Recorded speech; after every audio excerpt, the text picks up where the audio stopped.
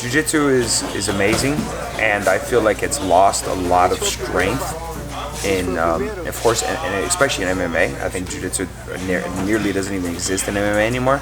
If you think of all the great MMA Jiu-Jitsu guys that are in MMA today, you know, the last bit of the generation is like the Damian Maia generation, and Gilbert and maybe a select two others are the leftovers of what Jiu-Jitsu has, you know, brought into MMA. And that's sad, you know, because there was a time when I started MMA, when I started Jiu-Jitsu, Jiu-Jitsu was dominating MMA, you know. MMA was, you know, based upon Jiu-Jitsu guys that were in there, you know. It was a lot, it was like, you know, more than 50% of the MMA fighters were Jiu-Jitsu guys.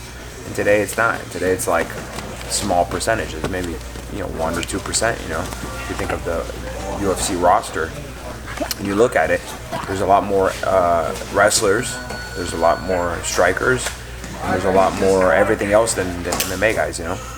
So, you know, that's what kind of saddens me in a way, because it just shows me that the Jiu-Jitsu is not efficient, you know, and it doesn't have a place in MMA anymore, because there isn't any guys doing it right, you know. There isn't any guys, you know, grabbing people and making them feel, you know, out of place. Like, for example, the lightweight UFC champion, Khabib. I'm not gonna tap on that shit. I see. I'm gonna sleep. I don't give a fuck. There's no sleep though. That's the thing. He's implementing, you know, ground and pound. He's implementing that heavy pressure. He's implementing, you know, great, you know, positional control for submissions, and he looks good doing it, you know. And there isn't, we can't say he's a jiu-jitsu guy. He's a ground guy, yeah. We're, you know, for the jiu-jitsu fanatics, or, you know, you'll enjoy watching him, but he's not a jiu-jitsu guy, you know. So, and it just, you know, that in a way it kind of saddens me, you know. But, you know, and I see it in the jiu-jitsu community. When I compete against people, I watch them kind of like, you know, they have this like uncomfortable feeling, you know. And people talk about all the time when they face me, they're talking about how uncomfortable they are, you know. Yeah, Jim. Go. You got it. And I think it's all based upon the way I train and the way I roll. You know, it's not gentle. You know, I'm not going to tell you that we're going to have fun. It's going to be easy for you or easy for me. I'm going to make it uncomfortable for you, and I'm going to, hopefully, you know, if I have somebody who can face me and pace me at the same challenge, they'll make it uncomfortable for me. And that's what a fight should be, you know? Whether it be a jiu-jitsu fight or a MMA fight or a wrestling fight, or it's a combat sport fight, you know what I mean? Pegou. Hands free. Don't let him control your head. Don't let him control that bottom arm. Yeah.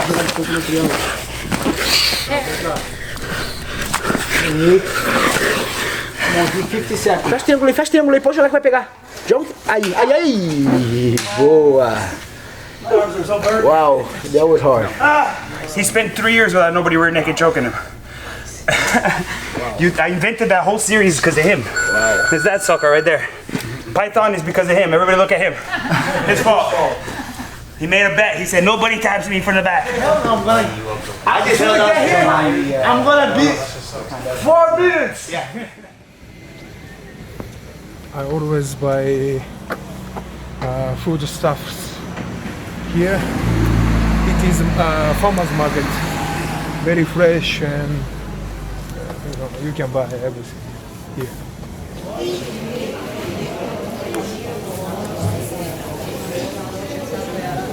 I buy all you can see, you know, all vegetables here, fresh. I prefer to buy over there, you know, end of the market, and that's it. When I eat, you know, traditional Croatian food, we call churapi, I always buy over there, you know. So I always go there. Cheap, good taste. Very churapi. Okay. 8 porcija čevapa, ok. To go. A to go može, znači 5 veliki. Last film.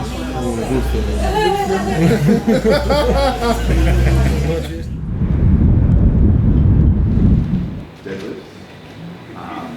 What we're going to bend the knee slightly, squeeze the glutes at the top. The last match of Polaris was for the 185-pound belt, and that was against Jake Shields. I think that was his last grappling match before he moved back into the MMA field. And it turned out to be quite a quick match. I was able to secure a heel hook. I was really expecting a grueling 15-minute battle with Jake Shields, because just about every one of his matches is essentially that.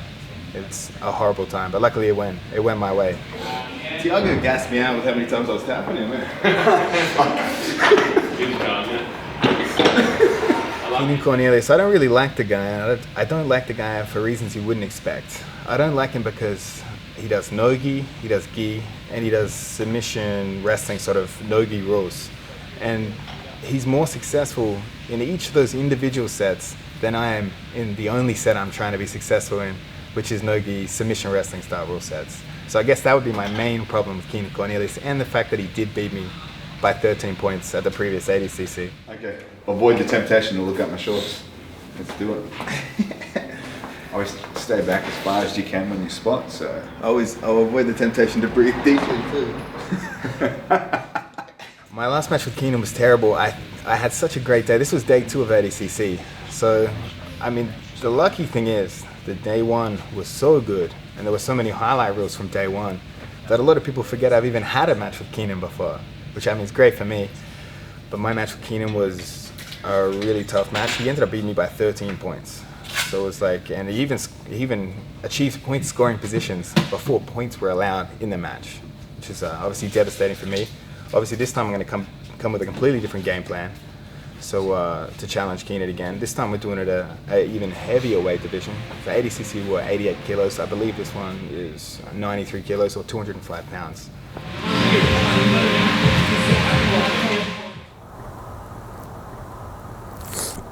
That's so crazy. It's just not afraid of people at all. People probably normally feed them, that's why. What's up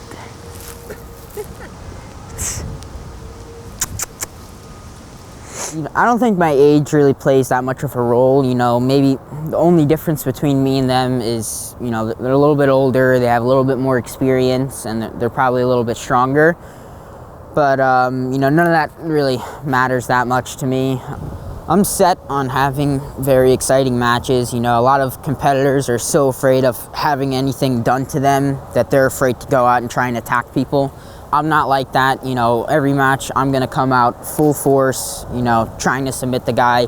At no point will you see me disengaging or, you know, not engaging because I'm afraid that if I go after him, he might counter me. You know, I'm always pushing forward and, you know, I really push the pace and have exciting matches. So I think that if I didn't grow at all, I think that I would be at least one of the top 5, if not top 3, 145ers in the world in 5 years. I know I'm definitely hoping to be the best. I think I will be the best, but, you know, at the very least, I think top 3, actually. Yeah, actually, I got into chess. Yeah, I started playing chess recently, all thanks to Ethan Krellenston. Started the chess wave. So yeah, pretty much the whole team has been playing chess for like the past 2 weeks. I even pointed that out.